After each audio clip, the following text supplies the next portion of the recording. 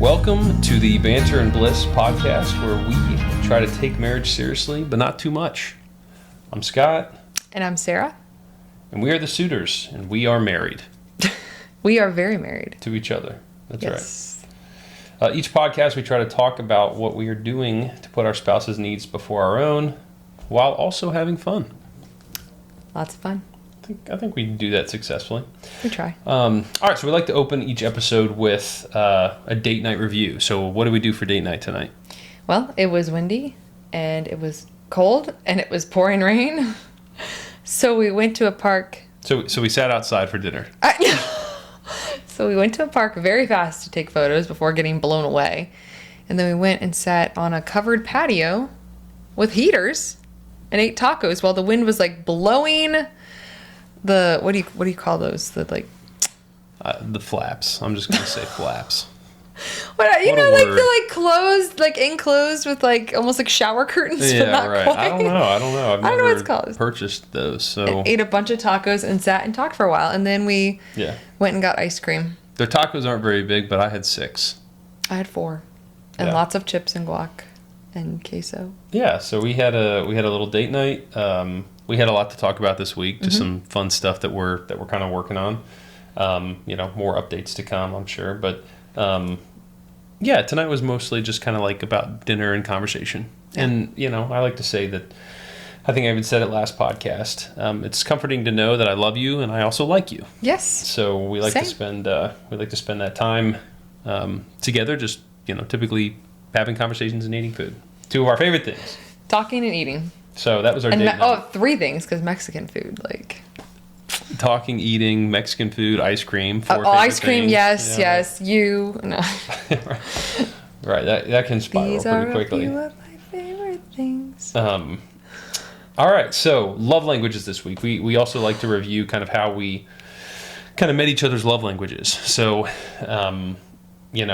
just to kind of recap, my love languages are physical touch and gift giving. Again, both how I communicate love as well as receive love. And what are yours? Mine are quality time and acts of service. Wow, I blanked for a second. That's right. So one way that you met my love languages this week was when we were driving to church on Sunday. I was preparing a lesson for the class that I teach, and I typically spend time reviewing it. In fact, it's kind of funny. If you've seen us arrive at church on Sunday mornings, Sarah's driving the car. You might think that's because it can be, like an emasculating type of thing for your wife to drive your car. Again, according to some people. Sarah drives maybe 1% of the time. Yes, it is literally just Sunday mornings. And it's typically, we got to the point where I drive pretty much the entire time when we're traveling. Yes. I drive pretty much the entire time whenever we go anywhere as a family. It's very rare that Sarah drives, except for Sunday mornings when I'm preparing my lesson. So when I prepared my lesson, he prepared it. He's just going over. I'm reviewing it, and I'm kind of game planning it or whatever, while the kids are screaming in the back, and Sarah's listening to my choir music at ear-shattering volumes.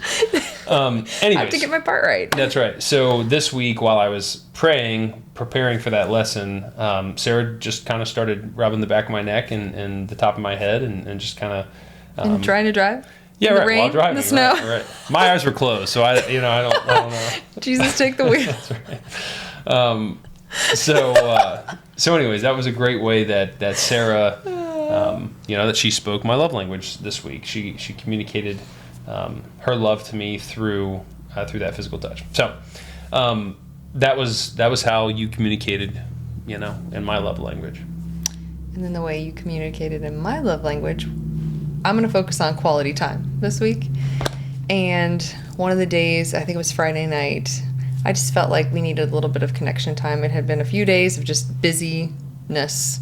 And I just texted you and said, hey, can we spend some time, focused time together tonight? And you were like, absolutely. And so that night, I don't even know how late we stayed up talking. We were up pretty late. And yeah. I don't know. It means a lot to me. And then going to sleep just cuddled up like that. That all is part of quality time. So falling asleep at the same time, talking together for a long time. Sarah gets in these sometimes she gets in these really, really goofy, silly moods.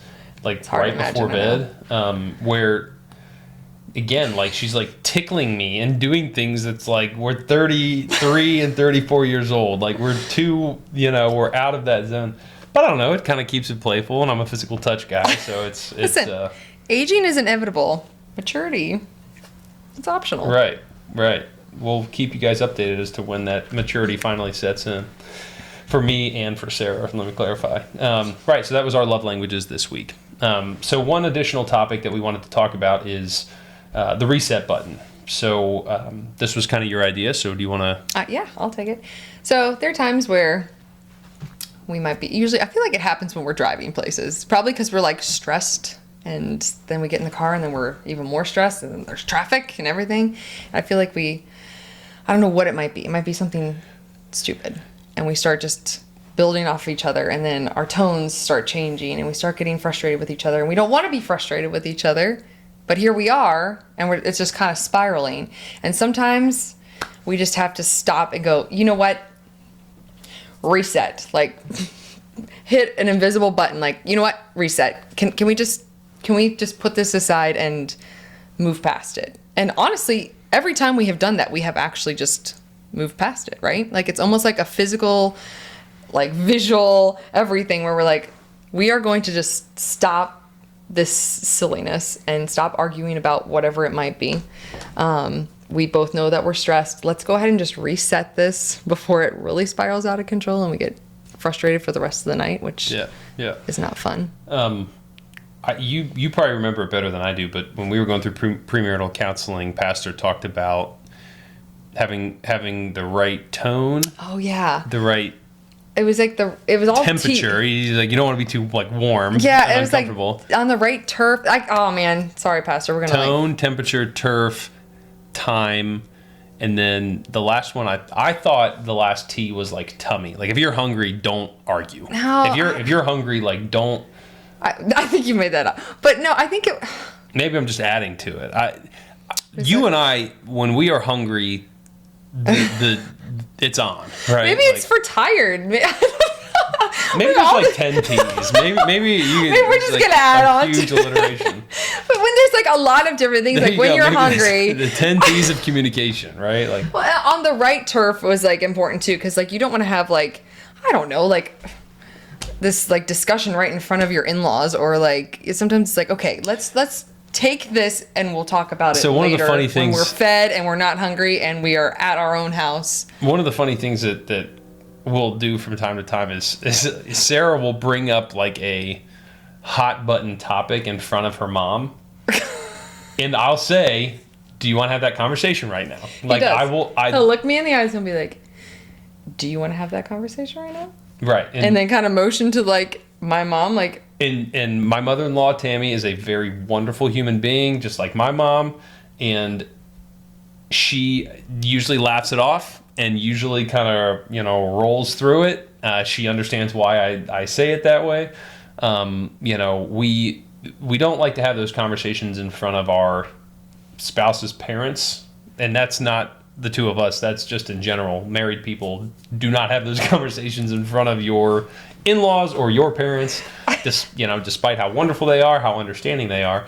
This is great advice that I believe my mom got from her mom that we've talked about. I've heard it from different like marriage. Yeah, so maybe you've heard it other places, but basically it's don't go talk about your poor communication or issues that you're having or something along those lines with people that you're close with, because you're going to forgive your spouse the next day, and that person that you gave that information to isn't going to forgive your spouse, and so then they're going to start to harbor some negative feelings. So, anyways, making sure that you hit the reset button when you feel yourself getting to that point is something that we try to do as much as we can. Yeah. Sometimes I'll just like touch something in the van and go, like, okay, reset. Let's start over. Right. But I'm also the one try that all over. I'm also the one that's like immediately like, this is something negative. Let's end it now. Yeah. Right. I hate it. Right. All right. How we approach social settings differently. So this is something that actually we talked about tonight on our date. And I'll start because I want to give a couple examples of kind of what I'm referring to, and then you can feel free to say what I told you, or I can say it, however you want to do it. But basically, Sarah is very wonderful. Thank you. And beautiful. She's also very open to engaging everybody around her in a public setting. And by that I mean we were dating for a couple of weeks, and you were singing and dancing in the line at Chipotle. And I probably verbalized it to you at one point, can you stop being so weird? And you kind of were like, where's the fun in that, right? No, I'm not going to stop being weird. I just remember thinking, the alternative would be standing here bored with the person that I'm dating. Yeah. And right now I'm slightly annoyed but slightly entertained, right? At the same time. So, that took place. That happened 12 years ago. We've now been married for almost 10 years, and we're at the ice cream place tonight. And even at dinner, and Sarah's making these loud comments.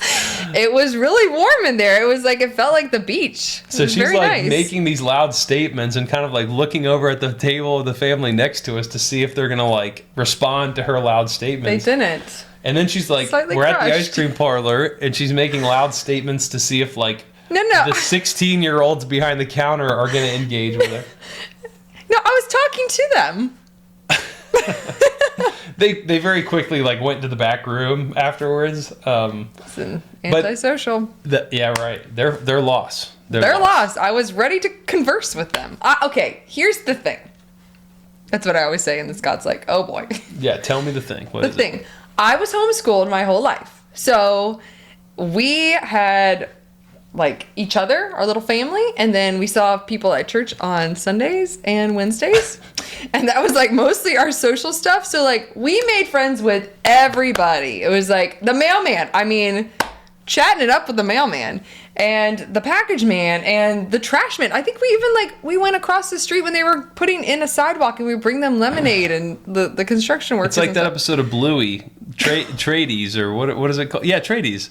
Where they're watching the guys that are doing the construction in the backyard, and they're not seen that episode. They're sneaking out and leaving them little treats and stuff. Oh, I've not seen that episode. Oh, it's a great one. You gotta watch it. Anyways, so I don't know. I go somewhere and I just want everybody. To be my friend. That's what I'm used to. I would go to college and I would sit in the very front of the class and try to get the professors to be my friends, and they kind of were. Yeah. So a couple of things real quick. The byproduct of this is that then people think that they're friends with her, and then she basically withdraws from them. No, that's not true. It's if they get too clingy, then I'm kind of yeah, right. I just want to be friends, but I don't want I don't do the whole clingy stuff. I'm kind of I need my You space. Sometimes feed the wrong stray cats. That's true. Let's put it that way. That's true. But I don't know. They don't have a sign. They don't come with a warning label. I don't know what I'm getting. Which is why I just don't do it at all, right? So Scott, on the other hand, I'll come in and I just want to have conversations with everybody, and I want everybody to like me, and I like them, and it's so just here's kind of this. It's just. Here's the issue. All right. Here's the real problem. I'll tell you. All right. Tell me the real problem. All right. You ready? All right. So she's asking me tonight, well, why do I don't, I have this resting jerk face, right? We won't use the other term. If you just walk in and I'm sitting by myself at the gym, or I'm sitting by myself eating or whatever, I look like a jerk. I have a resting, cranky face. However, she's asking me well, why don't you do this? And it's okay. The reason is because I don't want to invite everybody around me into my private conversation, right? I'm having a private conversation with my wife. It's wonderful. I don't really care about the family that's sitting next to us. I don't want them to come get invited into our conversation, because then they could be the stray cats that won't leave us alone, right? It's listen, our dinner was ruined because Sarah said something to this couple, and now they won't leave us alone. Well, however, more friends. Right, more friends. However, she knows me well enough to know that if she cracks that door open, I'm probably going to kick it wide open, and before you know it, He's the one standing there talking with them. She's out in the car, and I'm standing inside chatting with this couple and learning, oh, you do that for a living? Oh, you live there? Oh, I know somebody. So before you know it, I've actually like it's spiraled and I've taken it too far. And Sarah's like, well, I didn't mean for that to happen. It's like, well, listen, you can't. I don't know. You can't give a baby markers, right? Like before you know it, they're going to be doing all kinds of stuff that you don't want them to do. So well, I also like, the people that were serving when we walked into the ice cream place. First of all, it's freezing cold. It's windy. It's whatever. The place is empty except for the 2 kids working in the ice cream shop. Right. And so we came in, literally like got blown in through the doors, and I don't know. I just like joked about it, and I was like, "Oh my goodness! Like I'm so excited! Like I am so excited for ice cream, whatever." Just like bantering with the people are trying to, they're kind of, whatever. But like I went. Oh yeah, when right. When people are serving me food or some sort of treat or whatever, I like feel like I need to be extra nice to them. I don't know why. Right. We had this conversation too. I don't know why either. Well, they're getting paid for their time. Yeah, but like they're getting paid to be there. But they're like serving me, so I feel like I need to be like, I don't know. When I was like having babies and I'd be in the hospital, like I felt like I needed to like thank the lady coming in to take our trash out every time. Delivering your baby and another person scooping you ice cream. Those are two slightly different I'm things. saying like the people that would come in and just like, housekeeping or whatever, and they come in and take the trash. I felt like I needed to like converse with them and thank them and, do that. I don't know. Gratefulness goes a long way, and so does friendliness. Those are two very true things. I completely agree with you that gratefulness and friendliness, they do go a very long way. And sometimes, you might connect with someone who might, just connect you to other people, then blah, blah, blah, blah. Right. Some people might need a little bit of a pick-me-up, and so Yes. we do this other thing when we go out for dinner is typically if we have a waiter or waitress, we will ask them if we can pray for them about anything. And that oftentimes will open up conversations, right? Yes. The 16-year-old scooping our ice cream could have cared less about us. It's okay. So my whole point But I was think we basically made their like, night, right? I guess. My whole point was basically like, I would love to just have like a private, intimate ice cream session with you, and you invited these kids into our conversation. They left anyways. They went in the back room. That's right. So we had it. So no harm, no place foul. to ourselves. We could have scooped our own ice cream. They would have had no idea. We could have gone back there. Sorry. Okay. Rabbit trail. I was about to say. I mean, we go from being grateful and engaging to thievery. I'm just saying they left us alone so much that we could have just gone. Yeah, they bailed. They bailed pretty hard. Yeah. They didn't all right, want to cool. interrupt us. So, our different kind of approaches to social settings. There you go. Banter. So the Here we go. the name of our podcast is Banter and Bliss. So each week we want to talk about a couple of things that we banter about a little bit back and forth. We think that it's important, again, to have fun and to communicate Yes. in a joking way with one another, and also in a non-offensive way, or at least not taking offense to the joking. So what our first kind of point here is brushing our teeth with hot water versus cold water. And this is a conversation that we haven't had in a very long time, because our sink in there only has hot water because the cold water It leaked, right? Or the valve is like too rusted, so I couldn't even we have a very old house. Right? It was built in right. 1894. So Anyways, long story short, brushing your teeth with hot water versus cold water. I always brush my teeth with hot water. which is weird. It should be cold water. I don't know why that's weird. Okay, you stand there at the sink. You're like, I'm gonna brush my teeth. Let's just like, brushing it with like soup. I don't know. Like it makes the like toothpaste taste. Surely there's science behind it, like loosening up the plaque. No, like the mintiness is like hot. I don't know. It should be cold water. Like, Right, here's why this is like. Have you done that your whole life? Hot water. Yeah, pretty much. So Here's the thing: is like it's not like I'm brushing your mouth with the water that I use, it's right? just weird. Like, well, I'll go to like brush after you. I'm like, this water's like, it's super hot. Like that's just gross to me. Yeah, it's like a hot tub on your teeth, like a nice, like warmth. Don't you want like an ice bath in your mouth? Absolutely not. I'm not down for the ice bath. Plus, I also have like a lot of cavities typically because I eat way more candy than you. That is true. So anyways, I got sensitive teeth is what I'm trying to say. So I can't be putting that ice water on my teeth. I'll be in there curling my toes because it'll be messing me up. The right way is cold water. Yeah, hot water versus cold water. Again, like if somebody, gun to my head, I'd be able to brush my teeth with cold water and be just fine. So cranking up the heat in the car before the car's warmed up. It makes it go faster. That is the most insane logic I've ever heard in my life. It makes it go faster. It warms it up. What do you think? There's a reservoir of cold air in the engine just waiting to all you got to do is cycle it all out? Yeah. No. But gets everything warmed up. Okay, mechanics out there, please comment on this, right? How does blast it? How does a car actually generate the warmth for the air that comes out into the cabin? Because this is literally, so here's what happens.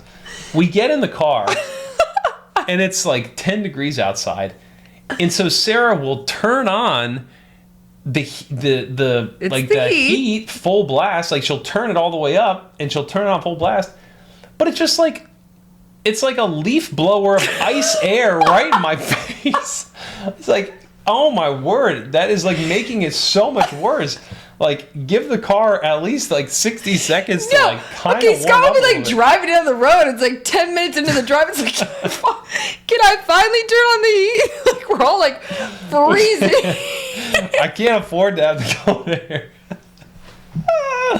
I can't afford to have the cold air blowing on me, okay? I gotta make sure it's all out, it's all warm. Oh my word. No, just turn it on. I feel if it's at least blowing, then I can know the second it's gonna get warmer. Versus I don't know. No, it might not be warm. This is absolutely insane. I'm not, I don't know. Got it. Just crank it up right away and just take it until it warms up for you. That is terrible. It's like standing in the cold water in the shower waiting for it to get hot. It's ridiculous. You don't do that? Frankly, it's gotten to the point where literally every time we're going anywhere in the cold weather, and please don't at us for this. Again, I'm sure plenty of people out there say that you shouldn't do this. I just go warm the car up. I just go turn the car on, let it warm up for 10 minutes before we all get in the car. It's not worth having this argument with her every single time, because I'm literally chattering. I can't even speak because my jaw is. Well, so am I, but it's just I don't know. It doesn't even solve the problem. It helps me know right when it's gonna get hot. You're gonna be either cold or cold. Plus, the other side of it is she never wears a coat, so she's not only she'll. So then what happens is I do wear coats. Once the air finally warms up, she wants it to be the Bahamas in our car when I've got a coat and a sweater on, and so I'm then we have this battle about. It's not safe to wear a coat when you're driving. It's it's okay. poofy. Well, what about the sweater and everything else under the coat that is also designed to keep me warm, as opposed to a dress? You put it on when you get to the place. I put my pants and sweater on. No, the sweater. If you're putting on tons of layers. Yeah, insane. I drive barefoot and then I put my shoes on when I get there. I'm pretty sure that is illegal. It actually is not. I looked it up. It's not. Oh, illegal. it's like a co-arrest thing. No, if you're I think doing I even that asked and driving 100 our miles. friend who is a former cop after 39 years, and he said no, it's not illegal. Bringing food into Scott's car. Yes, Scott loves when I bring snacks and any sort of liquids or sloppy food items. Anything that can spill or be spilled or will spill.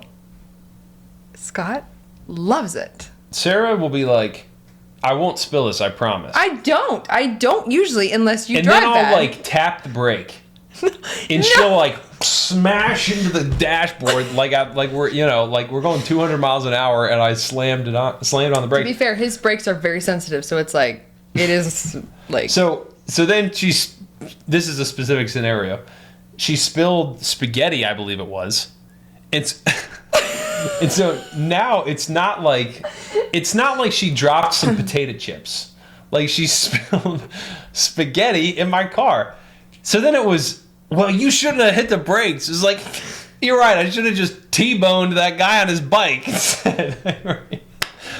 Anyways. Listen, so then it's not my fault because you slammed on the brakes. It's It is your fault because you brought it into my car. If you wouldn't have I brought the had food- it expecting, to be able to eat it, not it being, a tossed salad. Yeah, right. Well, you know where you could have eaten it? At the house, not in my car. So anyways, I have most of the issue I have is with like wet messes. Ice cream.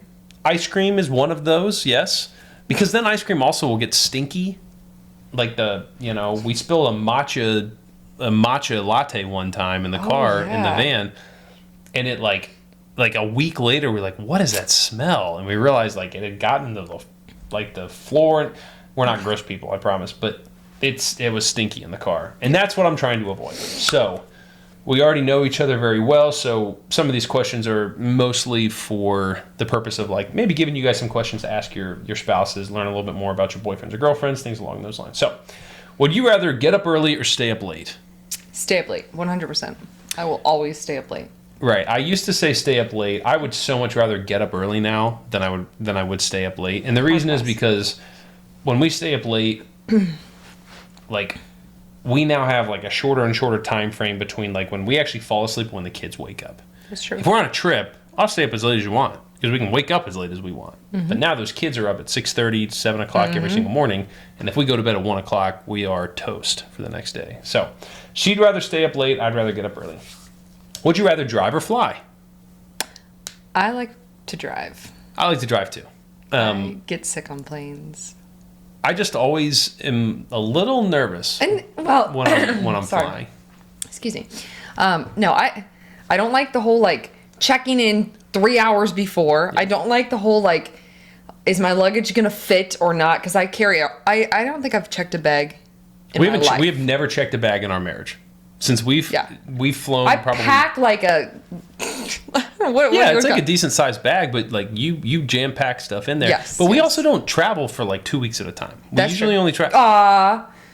We traveled to the Dominican for 6 weeks. Okay, no kids. No kids. But when they picked us up, But they you're were right. like, We didn't. We just checked. We didn't check a bag. I think we each had a carry on. Mm-hmm. Yeah, that's wild. Right. So I think we'd both rather drive. I like to just have all my stuff, and we. I don't know. You got all those people on the plane that you can't converse with because they're all like way behind you. So you have to like.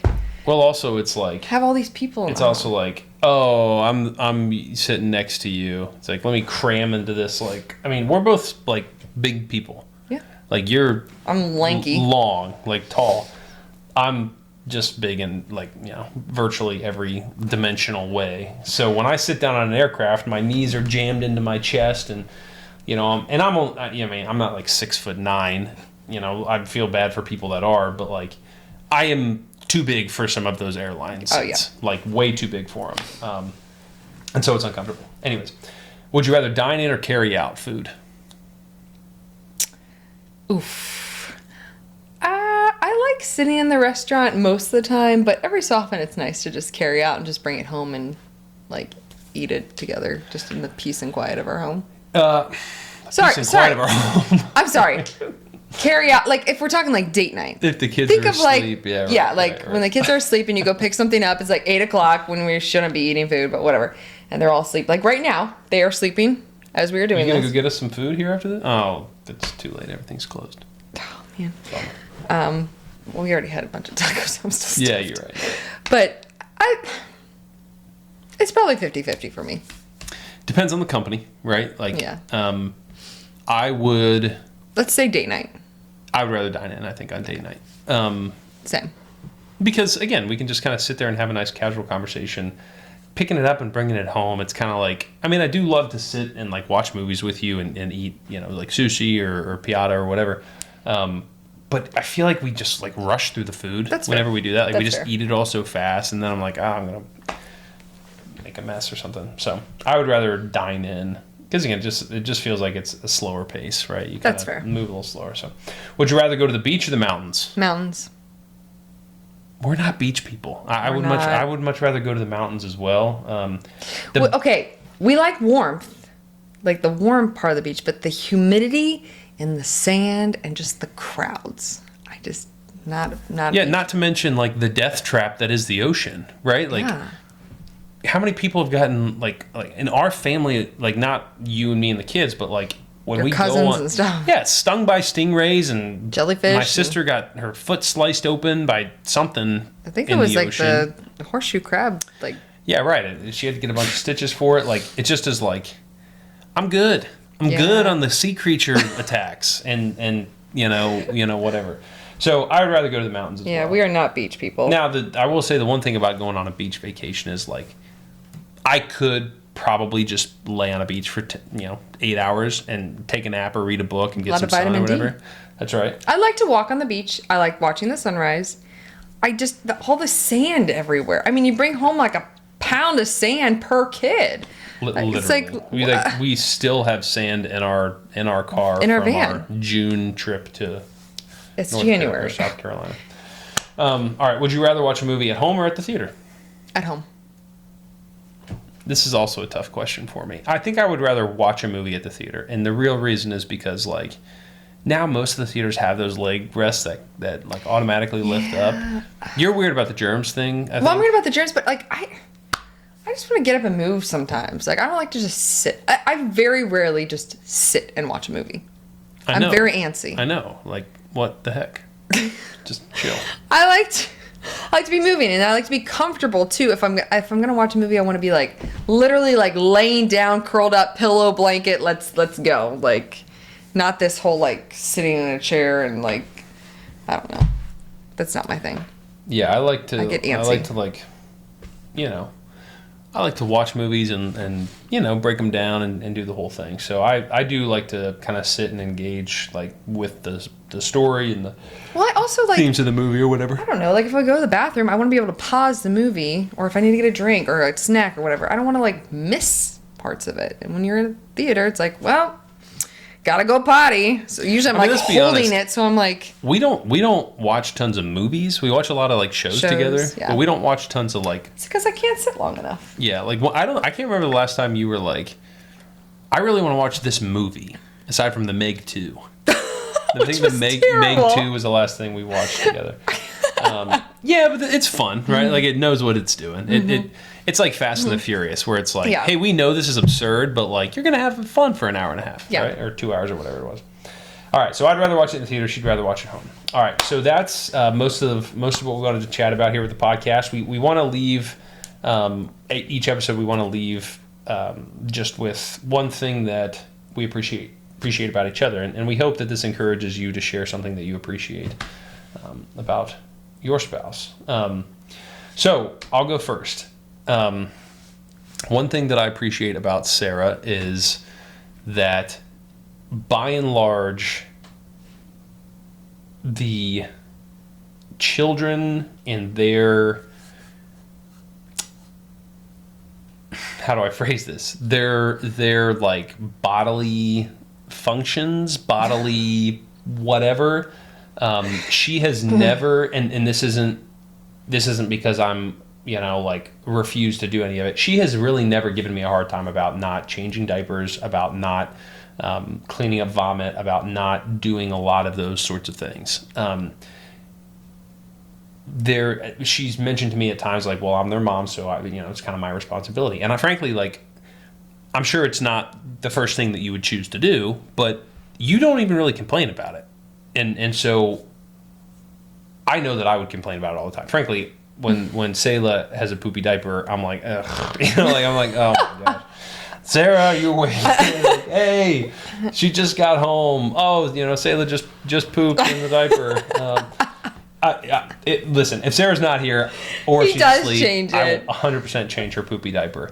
But something that I very much appreciate about her is that she has never given me a hard time really about not jumping up and doing those things. And she really never complains about it. So that's something that I really appreciate about you is you take that, I think that responsibility of motherhood, you take it head on, and you don't give me a hard time about being a little grossed out when one of the kids, pukes all over their bed or something like that. It's just my job.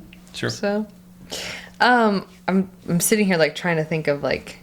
It's hard. It's hard to come up with something. I know. There's so many options. Yeah, right. I think